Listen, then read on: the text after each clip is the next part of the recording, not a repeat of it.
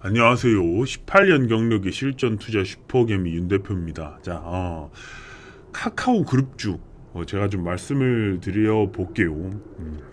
자, 여러분들 카카오 주주들 상당히 많으실 겁니다. 저는 카카오 게임즈라는 종목을 사실 굉장히 좋아해요. 앞으로 이제 성장성이나 이런 것을 봤을 때는 뱅크나 뭐 페이도 나쁘지 않죠. 저도 카카오뱅크, 카카오페이 쓰고 있고. 자, 그런데 이제 이 상장에 대해서 얘기를 해보면, 상장하다 보면 쭉 미끄러지는 종목들이 많아요, 사실은. 왜냐면 여기서 너무 높게 평가가 되는 부분들이 있었죠.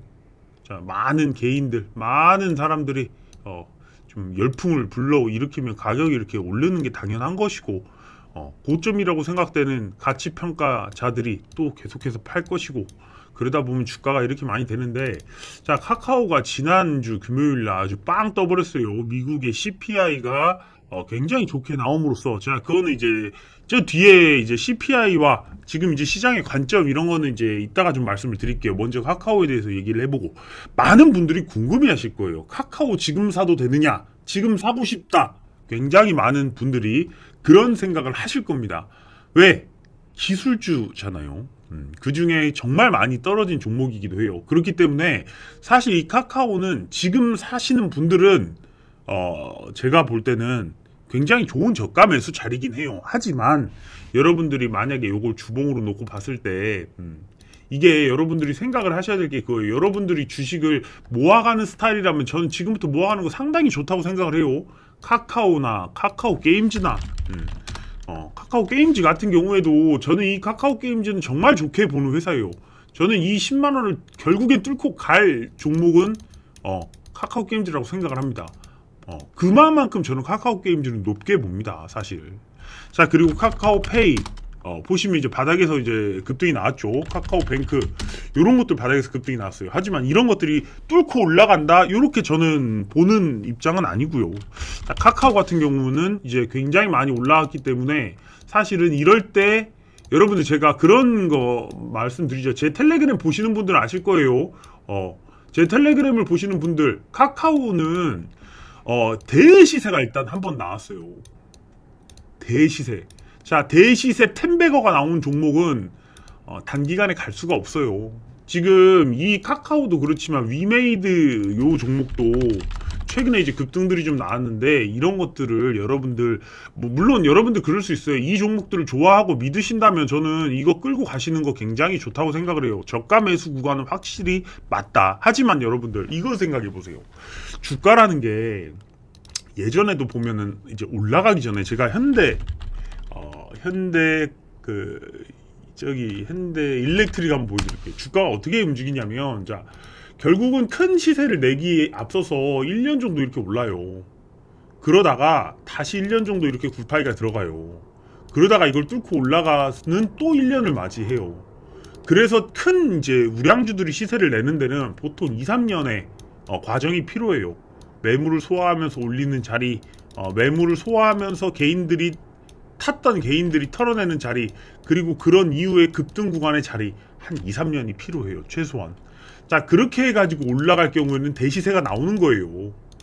우량주들이 보통 그렇게 3년 동안에 대시세를 많이 냅니다. 요렇게.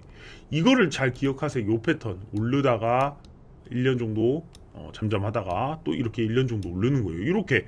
그래서 보통 어떻게 되냐, 요렇게 우상향을 하다가 굴파기가 1년 들어가고, 그리고 한 1년 동안은 이제 고속 상승이 나오는 그런 자리가 있어요. 요런 패턴들이 있고, 또 이렇게 가다가 이렇게 그냥 가는 패턴들이 있어요. 그러면 여기는 왔다 갔다 하면서 우리들을 막 힘들게 하다가 여기에 고점에 맞춰놓고 딱 전고점 뚫으면서 고속 상승을 내는 요런 패턴. 주가가 급등을 하는 두 가지 패턴들이에요. 아니면 여러분 뭐 코리아 SE처럼 바닥에서 그냥 막 상한가 막 말아버리는 것들 있잖아요. 그리고 막 여기에서 막 움직이다가 또 이렇게 가는 거, 그런 거는 예외적이에요. 예외를 가지고 이제 일반화시키면 안 되고, 일반적으로는 주가가 오를 땐 이런 패턴으로 오른다. 요렇게 좀 인지를 해주시면. 자, 카카오, 자, 여러분들 저는 그래요. 지금 여러분들이 대사의 상승을 봐야 할 자리에 가야 하는 게 더 중요하다고 생각을 해요. 예를 들면 카카오는 지금 최근에 많이 갔단 말이에요. 굉장히 크게 갔어요. 그렇기 때문에 시간이 필요합니다. 여기서 다시 매물을 소화하고 그 다음에 여기 아까 했던 것처럼 이렇게 오르다가 한번 이렇게 파다가 이렇게 오르는 자리까지 가려면 상당한 시간이 사실은 걸려요. 그러니까 여러분들한테 저가 매수 자리로서는 옳지만 이 종목에서 지금 당장 큰 시세를 하루 나왔다고 해서 큰 시세가 계속 이어질 거라고 생각하는 것은 사실은 우산이다. 저는 그렇게 봅니다. 물론 저는 저의 분석이 있는 거고 여러분들은 여러분들의 어떤 상황 판단이 다 다른 거니까 저는 중개자처럼 카카오가 올랐습니다. 앞으로 더 오를 겁니다. 이따위 영상은 찍지 않아요. 여러분들이 카카오를 앞으로 어떻게 대해야 되는지를 제가 말씀을 드리는 거예요. 자, 바닥에서 올라왔기 때문에 단기간에는 조금 여기를 깨고 내려간 자리까지는 또 올라올 수 있어요. 하지만 여러분들 이거 하려고 주식하십니까? 이거 먹으려고 주식해야죠. 그러니까 제가 평생 오르지 못한 나무, 텐베거, 그리고 오른 종목은 최대한 여러분들 삼성전자도 똑같아요. 올해는 안 나와요.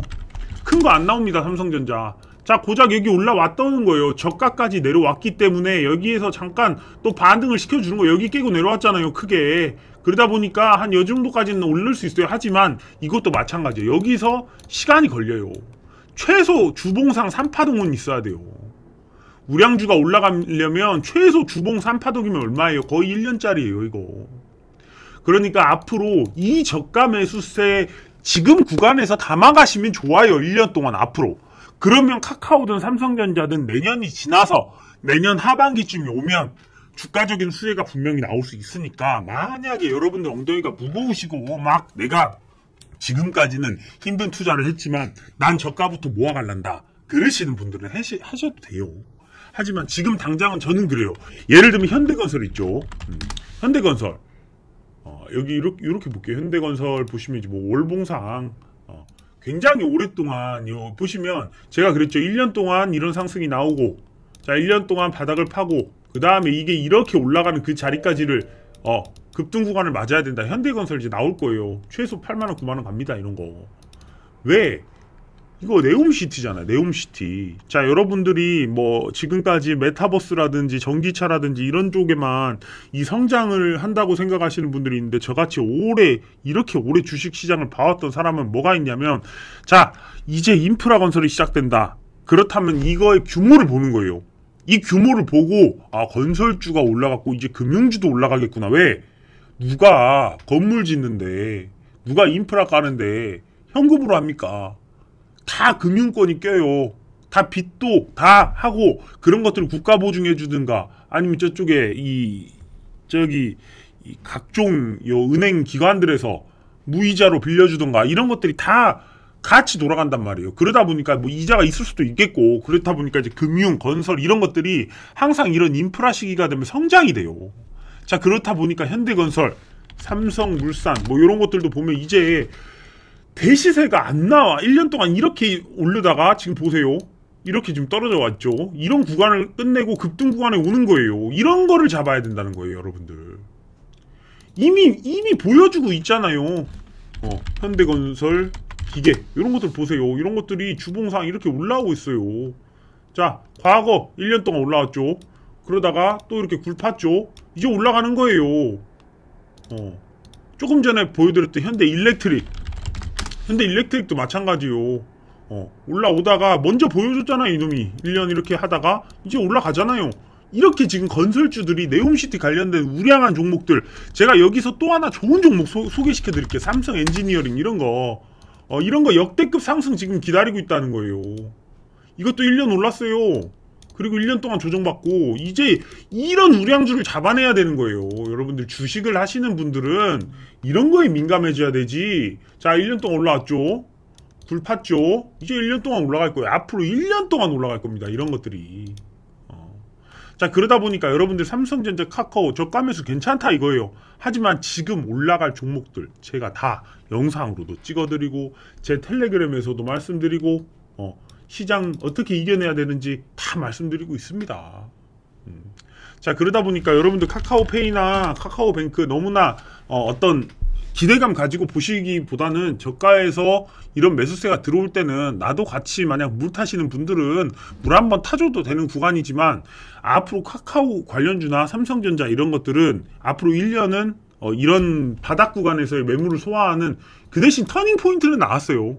역대급 거래량 나오면서 터닝 포인트는 나왔어요. 그러다 보니까 저가 매수는 괜찮지만 이게 수직 상승한다고 생각하시면 절대 안 되고 여기서 이제 움직일 겁니다. 20만원 이것도 보시면 여기서 무너졌잖아요. 이 어떤 지키던 선을 무너지는 그 구간에서 한 번 무너지면 괜찮아요. 그런데 두 번 무너지잖아요. 그럼 이때부터는 사실 여기 매물이 크게 상관이 없을 정도로 이렇게 나오기도 해요. 근데 이거 한 번 더 무너졌어요. 그러다 보니까 이렇게 빡세게 올라오는 거예요. 하지만 이것도 단기간의 트레이딩 구간일 뿐이에요. 그거를 좀 여러분들한테 말씀드리고 싶었어요. 굉장히 많은 카카오 주주분들이 있고 궁금하신 분들이 있을 거예요. 하지만 카카오 그룹주들 보시면 실적이 나쁩니까? 아니에요. 실적 좋아져요. 보시면 이제 5천억, 6천억, 8천억 계속 올라가요. 카카오페이만 하더라도. 카카오뱅크 볼까요? 뱅크도 보시면 7천억, 1조 2천억, 4천억, 6천억 계속 올라갑니다. 자, 카카오 게임즈. 자, 카카오 게임즈 1조 2천억, 5천억, 7천억 다 올라가요. 자, 카카오. 자, 보세요.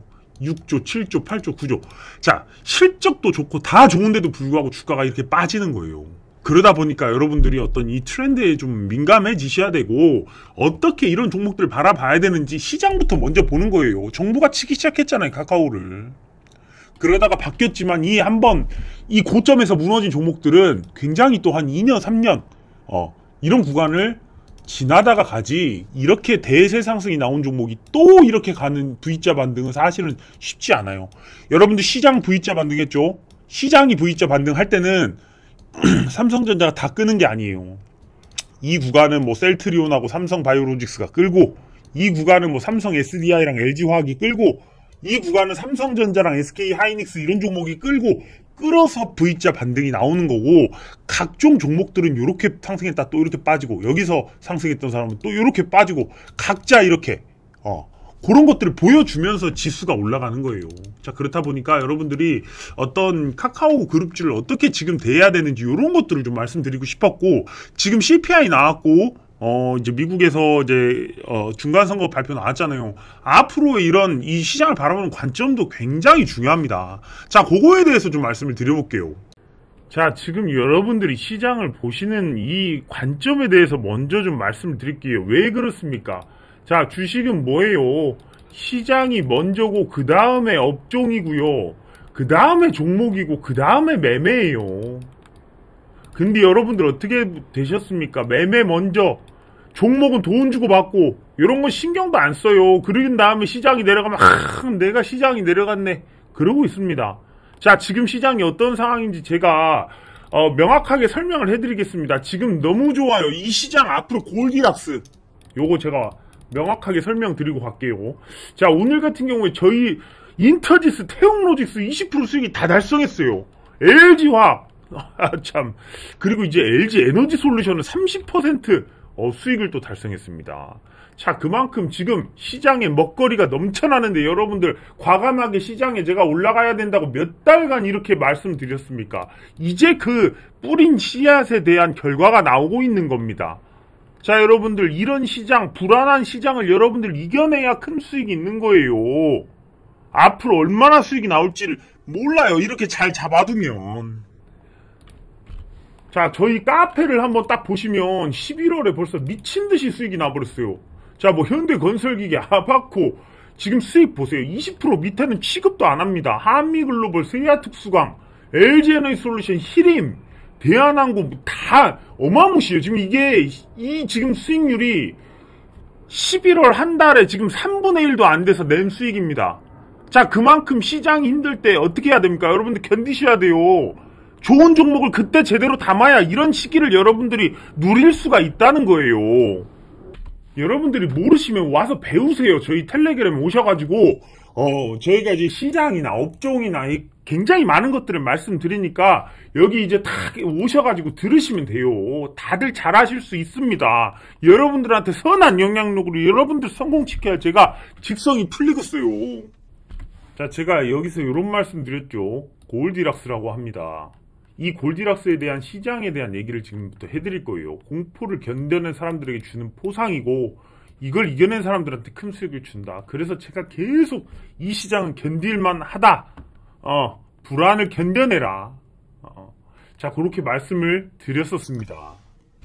자, 보세요. 결국 이런 시장이 오잖아요. 여기 보시면 이제 제가 텔레그램에서 다 진행하고 있어요. 나스닥이 7% 오르고 S&P가 5% 오르는 정말 대단한 날이에요. 자, 어제도 제가 이제 자기 전에 CPI가 나와가지고 여러분들한테 좀 설명을 좀 드리고 잤어요.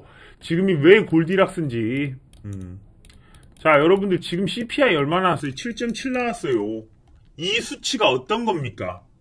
자, 여기 보세요. 다 있어요. 7.7 뭡니까? 7.5에 버금가는 수치다. 이게 우크라이나 침공 전 수준이 7.5%인데 7.7이라면 이거 굉장히 이 전쟁으로 막 해보려고 했던 것들 다 잡아낸 겁니다. 자, 이제 그런데 제가 이제 세부 항목을 좀 보니까 에너지라든가 주거비 쪽에서 비중이 좀 높아요. 이 인플레이션을 측정하는 비중이 높은데, 자, 아직 주거비는 이제 피크가 좀 나와서 떨어진 수준이에요. 자, 그런데 아직은 에너지도 비중이 높은데, 아직도 인플레가 좀 올라와 있어요. 사우디가 한번 지금 감산해가지고, 이 에너지 인플레를 못 잡게 한번 해버렸죠. 그래가지고 이제 지난달에, 이거 사우디도 이래버리고, 주거비도 아직 높고, 더 금리 인상해야 되겠구나 했는데 이번에 까보니까 에너지 비중이 높은데 요것도 피크가 이제 나올 것 같고 주거비 쪽은 피크가 나온 것 같고 그렇다면 다음 달 CPI는 더 떨어질 수 있는 거예요. 저는 이거보다 아래로 또 내려올 수 있다는 전망치가 계속 나올 거예요. 그러다 보니까 오늘 아침에 막 여러 가지 얘기가 나왔어요. 여기 보시면 이제 여는 총재들의 한마디 이런 것도 다 적어 올려드렸잖아요. 인플레 수준 완화 인도했으나 갈 길은 멀다는 요 델러스 여는 총재도 있고 인상 속도 늦출 것으로 예상하는 사람도 있고 지속적으로 필요하다는 생각도 있고 여러 가지가 다 있어요. 자, 그렇지만 지금의 상황은 뭐다? 일단은 좋아요.